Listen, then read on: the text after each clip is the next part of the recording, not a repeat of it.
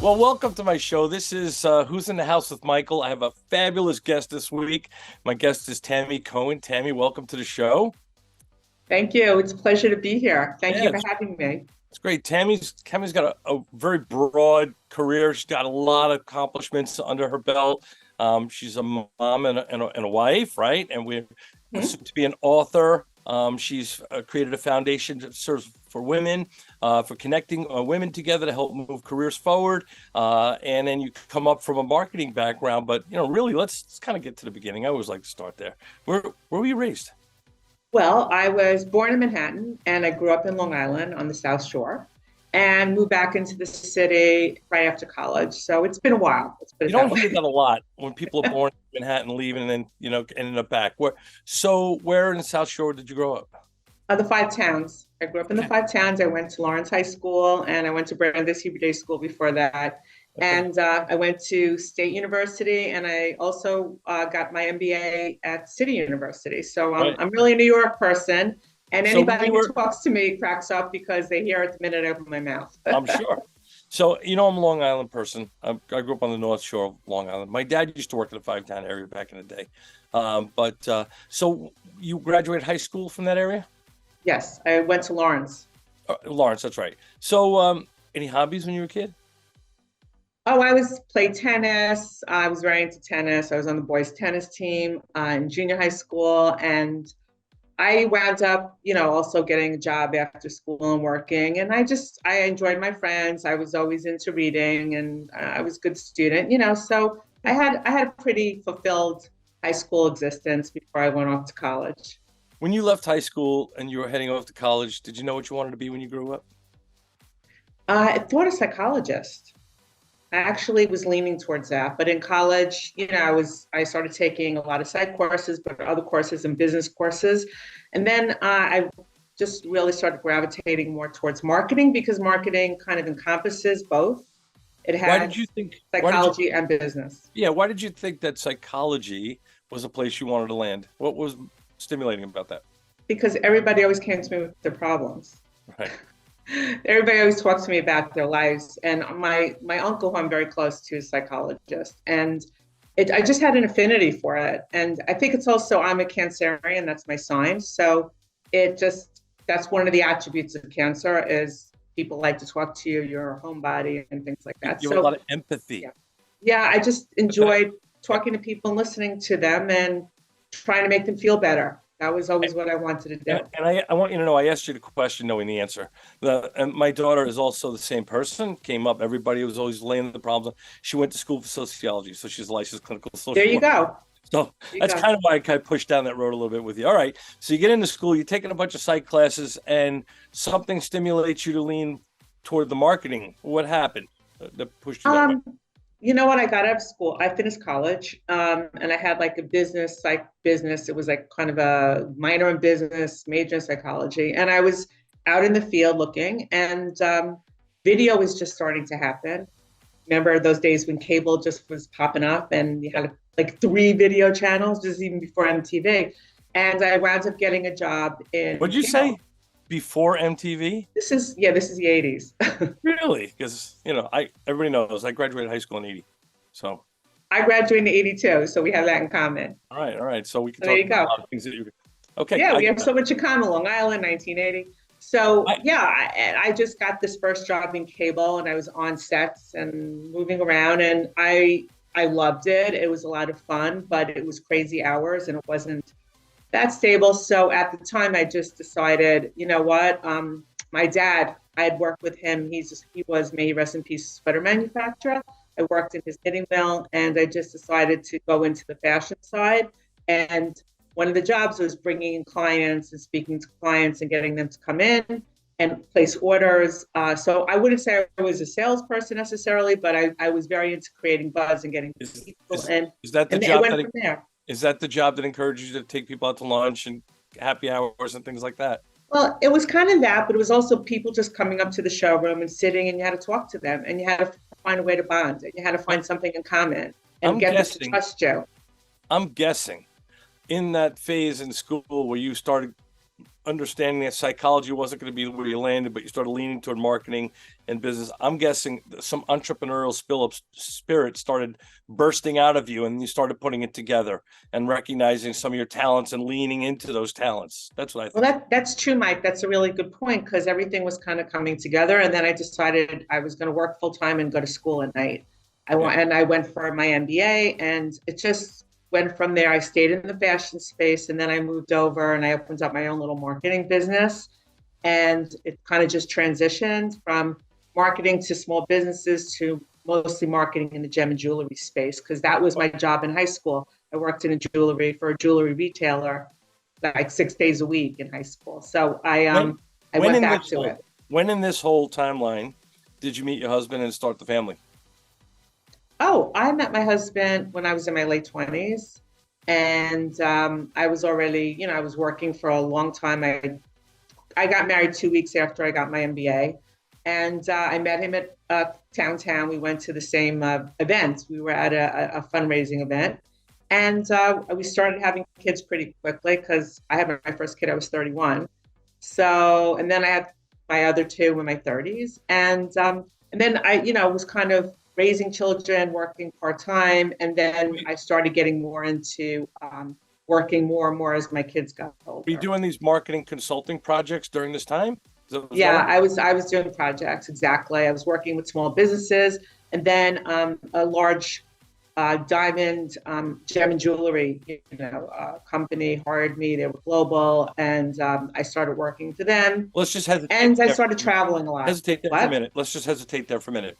The connection to this global jewelry company hiring you is because you came up with a lot of knowledge about jewelry and gemstones, right? And then Well, so you're actually, pretty got qualified. it. That's exactly true. I did a project for them in 2008, 2009, and I wound up going back to work with them starting in 2013, really mostly exclusively with them and doing a lot of traveling on their behalf. So I stayed in the gem and jewelry space.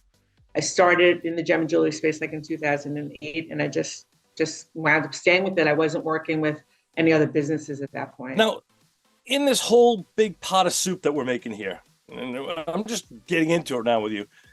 You're also a restaurateur.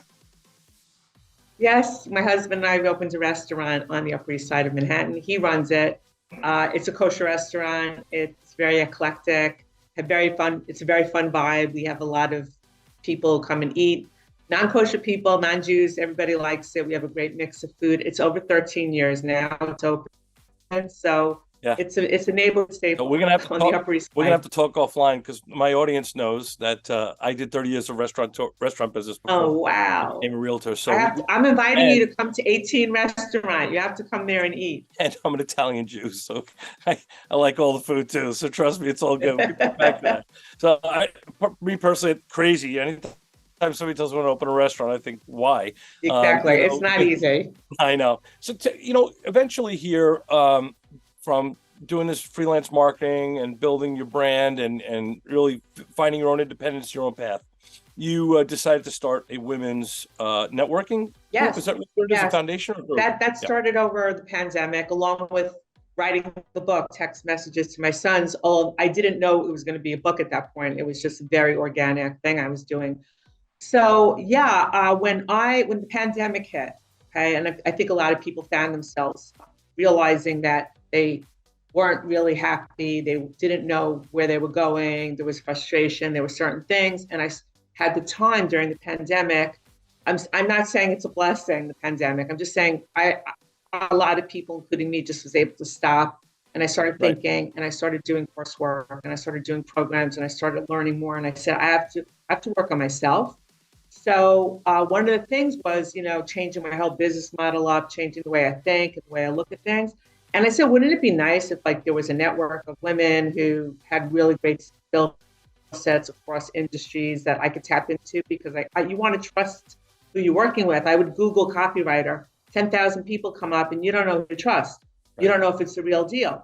So I told like 5 colleagues, because I was always very good at networking. I could go anywhere and build a network. And most of my businesses are based on networks. Mm-hmm. So I said, what do you think of that? And they're like, oh, it's a good idea. You should do it. So I was like, okay, I'm going to make a call So January 2021, I made a call and there were like 4 people on it. And that was the start of Women Beyond the Table. All right. And it's grown a lot. We have amazing women, entrepreneurs across all industries and spaces, and very non-judgmental, non-competitive with each other, sisterhood. And it's really empowering, and it's really grown. It's global now.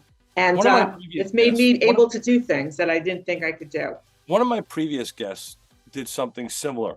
And if I'm making the right connection, you basically formed a network group. I mean, whether it's an official network group and memberships and resignations, or it's an informal one, you form the network group of professional women, and each one that comes to the table brings something unique to the experience. People come from all different walks of life, different careers, and people are struggling at different levels in their career, different places in their business timeline.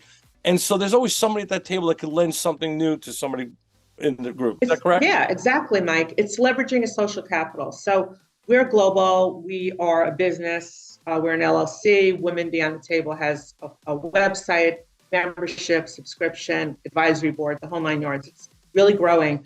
But at the end of the day, what we're about is, it's not like you're coming in here and you're going to get so much business. The women exchange business services. They trust each other. But really, it's leveraging social capital. So I need to know something. I need to find somebody who can help me with something. I need to get a question answered. I can go to people I can trust who can either answer the question because they know that business, or they can direct me to the right person. So it's really leveraging our social capital, but also being a community and caring about each other. We're a mix of health and wellness and business. We're a business network with a soul, which makes us unique. We're not just power, we have our own space, and the women are just wonderful with each other. How many people have you grown this network to? How big is it? Now we're about 60 women globally. That's pretty big. So are there multiple groups? Is that how you set it up? Well, because women are in different locations, everything is virtual. Yep. We have most of our people are like on the East Coast of the US. So we do in-person events here. We're planning in-person events in other parts of the US. We had a big retreat in Utah because we have out west. But does it act as one group, or does it act as chapters of it? No, it acts as one group. Okay, we don't have chapters yet. You couldn't possibly get 60 people on a Zoom call and have a productive call that way. You have to do it in smaller groups now. Well, no, when we do a Zoom, the women who can join, because now that everybody's back at work or their lives have changed. So it's not the pandemic anymore. So we don't get 60 women on a call. We'll get half that amount more. And we do recordings, and we started a podcast. We're recording season 2 called the Beyond the Table podcast. And we talk to our members and interesting women so that we can promote our members. And it's been really great. Interesting. And, it just led me, as I was doing these different things, from my entrepreneurial business, which is brand messaging in the gem and jewelry space, and now with other businesses, and finding a women's business network and starting a podcast and all these things, I really decided that I needed to take something that was very special to me and put it into the book. And that's how I got into the author space now. Well, let me get going on something here.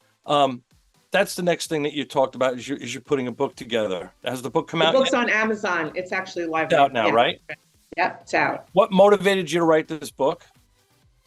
Well, you brought up my 3 sons, and they're my biggest motivation for getting up every day, to tell you the truth. They're amazing. They're the best thing that ever happened to me and my husband, as far as I'm concerned. But so what happened was, during the pandemic, I thought a lot about me, who I was, and I was like, I'm actually, how do I come across to my kids? I thought about a lot of things growing up that I probably said things I said and did, and I wanted to kind of change it up, and I wanted to find a way to connect with them. I learned some really interesting fact, Mike, which was that in 2017, people said kids that they were on their phone 70% of the time. And then by 2021, it was 100% continuously. So everybody's looking at their phones, and nobody wants to have a conversation. I'm a talker. I'm from a different generation, but my kids don't want to have a conversation. And most of my messages with them prior, text messages, were always instructional, like, do this, do that. Oh, now they're 30, 28, and 22. But when I started texting them, they were a lot younger, and it was always, do this, do that. What do you want? Be here, be there. Yeah, I know. You forgot this. I don't have time for that. and I'm not giving you money. It was always, I was always reprimanding them. So where does then the I book said, take us? Where does the book take so us? so what happened was I started text messaging them just things I was learning, inspiration, how much I love them, how valuable they are, how extraordinary they are. But what am I learning? What are these luminaries that I'm learning from teaching me? What is this coursework about? What am I reading? And it became a very different conversation.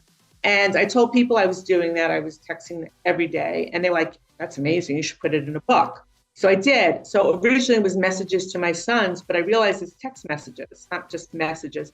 So Text Messages to My Sons is a book of all the texts that I sent for 2 years, and I'm still texting them, but for 2021 and 2022, divided into 10 chapters, 10 different subject titles, the texts that relate to leadership and focus, gratitude and mindfulness, love. All these messages are assigned into different categories. And every quote, there's a lot of quotes. I studied under and I read it from amazing luminaries, and everything's cited. How many? So how long it's has the book fun. been out? It just came on out. Amazon, so right?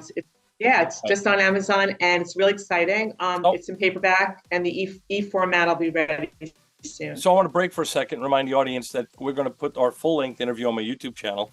The podcast will be on Spotify as well. I appreciate everyone with all the likes and the subscriptions that are coming, and lots of great comments going on. Continue to do that. We're all over TikTok, Instagram, wherever we'll be there. But when this is all over, we're going to post Tammy Cohen's information so you can find her. You can find the book, and you'll be able to find her to see how she might be able to help you a little bit. So the book is just out, like a week out or a month out. Like how fresh? 2 days. Okay, out. so that's exciting. That's very exciting. Yeah, I'm really excited. Yeah. I had a family member do a book also, and it was just somebody we didn't expect to do one, and it was super exciting when the idea ended up in a paperback or a hardcover at Amazon. It's pretty cool. Good feedback. It's so much fun, Mike. And what's really great is my sons wrote the foreword, because what I realized with them is that they really love getting these messages, because you know what, Mike, when you start your day off getting a message that's your love, that you're special, that something wonderful, somebody just has a good intention to you, you're bulletproof the whole day. Your day can get really nasty, but you have that foundation in the morning. Sometimes I'm a little late and it comes out in the afternoon, but they know. And it means a lot to them. Now, I'm not telling you that they respond with, I love you, you're amazing, but they respond. They send me emojis. They send me, that was a really good text, or they'll just say, love you. But that's the connection. And I'm really glad to say that some people started doing it. I was sharing this with them, and they said that it's changed their relationship with their kids too, which I was like, wow. Really, I just want people to know that they can connect through a device with anybody. So the word connection is big in your world. There's cloud over you says connection. So you're a lot of things. We've identified that you're now an author. We touched on the fact that you're doing a lot of podcasting now. We know that you're an expert with gems and building sales and developing relationships that way. You're an organizer of people. You're in a great natural network. You brought together a women's group that's at least 60 strong of entrepreneurs that can help each other and support each other. How are you going to be remembered as who? The restaurateur? Who are you going to be remembered as? I'm just a woman who said, I'm going to do this and take one step at a time. And I'm a regular person like everybody else. I just went into my inner world a bit, and I trust in God. And I said, I can try. So you take the first step, right? And the motivation comes for each thing right after that. Because you know what? Next step opens, and you have people who care about you, and they want to see you thrive. People really naturally do want to see each other thrive, and they want to help each other. You want to see somebody do well, and you kind of steer away from people who might not have that. You don't attract that. I really believe the energy you put out is the energy you attract. And I've been really fortunate in attracting very good people who have held my hand, and I realize I can do this. And I'm telling all your listeners, you can do anything at any age. I'm 61, okay? And if you would have told me 3 years ago that I would be doing any of this stuff, I would have been like, what? Well, you're certainly brave. I'm going to tell you something. My mother's generation was the first of them that started knocking on the door saying, we're not going to stay at home and cook dinner. There's way more going on here. I think our generation of women especially never saw themselves in that role. It was expected to go on and have a life and a career, not to just be known as someone's wife. And you're a perfect example of someone who's not afraid. You're bold, you've capitalized on your assets, and you've gone out there and done a lot of things for yourself. Congratulations to you. Thank you so much. I mean, I had to put the work in because, I'm also from a generation that good girl, multitasker, say yes to everything, do everything, don't ask for anything, don't expect anything, and I had to learn to kind of realize that I had to take care of myself, because you really can't serve people if you're resentful or tired or exhausted or burnt out. I learned a lot of important lessons along the way that have brought me to where I am now, where I'm like, I can do this. I can do it. We didn't talk much about the brand development now. Is the core of your business still at this point, besides the author and the podcast and the networking, the core of your business is building and making brand awareness, right? For business professionals? I like messaging. So I'm in the part of that brand awareness where messaging, where who are you, and what's your why for being in business, and what's your why for doing whatever you do. So how do we put that together to form your mission statement, your core vision, your values, and how do you express that so that your customer, your audience, understands who you are and listens to what you have to say, that they value your message. And really, it's about the audience. Everything we do is about our audiences, Mike. You know that, right?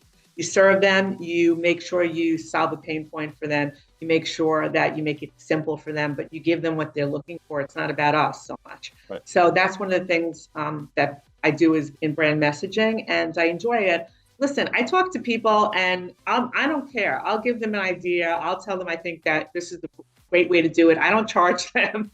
I'm just like, I have an idea. What do you think of this? That's what it is a lot of times, Do people come to you to position themselves before they are ready to roll out a campaign potentially on social media? Well, it's very interesting because a lot of the people I work with have established businesses. It's a lot of times it's refreshing, it's refocusing your messaging, or it's refining or finding out other things that they all of a sudden are aware of, or maybe making a change. They want to make a change in how they do business, and they want their customer to know it.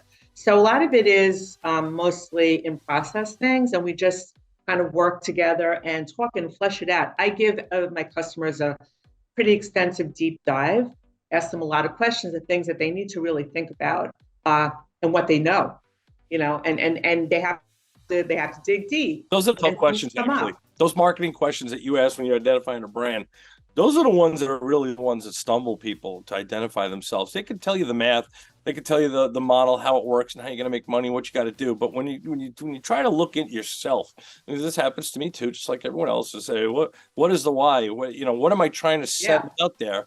It's very hard for people to identify that. It really takes a little effort to get squeezed into that. Especially when you go down a couple of whys and you keep uncovering, and then all of a sudden they don't know. And finding out what I asked them, like, give me 5 things that you love about your business. They can't sometimes. Tell me 5 things that you love about your customer. Besides that they buy, like they get a little stumped. Can there be or 5 things that you love about your staff. Can there be more than one why? There's a whole why ladder, actually. Like you're like, oh, I'm in business to make money. Why? That's good, because I got a few in my head. I have a few. But that's not telling you why are you in this? Why do you get up every day and do this? What's the driving reason? What is it you love about it? What are you passionate? You can tell in 5 minutes if somebody's passionate about what they're doing. So here we are, different life cycle at 61. I'm at 61 also. And it's great. And I think 60s are the new 40s, to be honest with you. And I hear that from everybody. You're so many things, and you spread yourself pretty thin. Children are older, a little moved on now. Any hobbies besides going down to the restaurant and talking with guests? what are your hobbies now? My hobbies, I try. I know I was having a little hard time with that. So I like taking walks. I like meeting people and going for walks. I live not far from Central Park, so I love walking in the park. I know that sounds so cliche, but I'm not into anaerobic workouts. Your brain doesn't even like it. So are Your you brain a likes people walking, watcher? so I walk. Are you a people watcher in the park? Not really. Like usually I'm walking with somebody. I'm usually I'm listening to something on my phone, or I'm walking with somebody and really concentrating and focus on them. Okay. I meditate about an hour every morning, and I'm That's very great. into that. It's changed. It's been good for me. It's not easy because the mind wanders, Oh man. but I really enjoy it. I love reading. I'm very into reading, and I just like to do things that let my mind slow down. And I like to try to be very much present. I don't like to think about what I'm going to do tomorrow or what's on the next list or this or that, because it just gets overwhelming. So I just say, okay, today's today, and this is what I'm going to do, and this is what I want to accomplish today. Is the restaurant open 7 days? Well, okay, so it's Glatt Kosher. It's a meat restaurant, so it's closed Friday night Right. and Saturday during the day, but we do open for private events, which are prepaid, and the food's prepared in advance.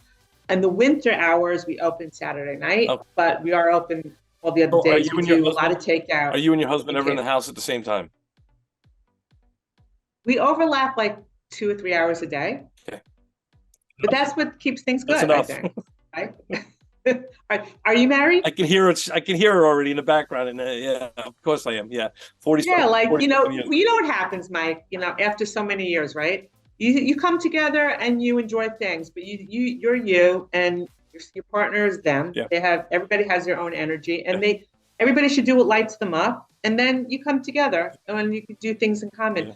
Yeah. You don't have to be doing what they love, and they don't have to be doing what you love. You can do it on your own, and then you come together to do things that you both enjoy. That's what you do. Yeah, you and I have so much in common. We're gonna have to pick up a call after this and just go. I know. No, you're coming to the restaurant for dinner. You're my guest. That's what we'll do. So this has been great, Tammy. I really enjoyed spending some time getting to know you on camera for our guests. Again, the show is Who's in the House with Michael. We'll be on Spotify. You can catch the video portion of this on my YouTube channel. And again, LinkedIn, TikTok, Instagram, Facebook. It's all there. We're going to put up the graphics. We'll have all the contact information for you of Tammy Cohen. And I hope to have you back again as a guest. And then we'll talk about how well the book sold. How's that? I love that. And Mike, thank you so much for having me on and for giving me the chance to talk about the book, text messages to my sons, and also about my life and the journey. I always talk to other people about their journees, and it's like kind of interesting to talk about mine. I flipped it on you because you thought you were going to come up here and go through your whole bio, and I have to. I loved it. It was fun. I like this question. I had fun. I really appreciate it. Thank you so much, Tammy. Have a wonderful afternoon. Thank you. You too. Bye.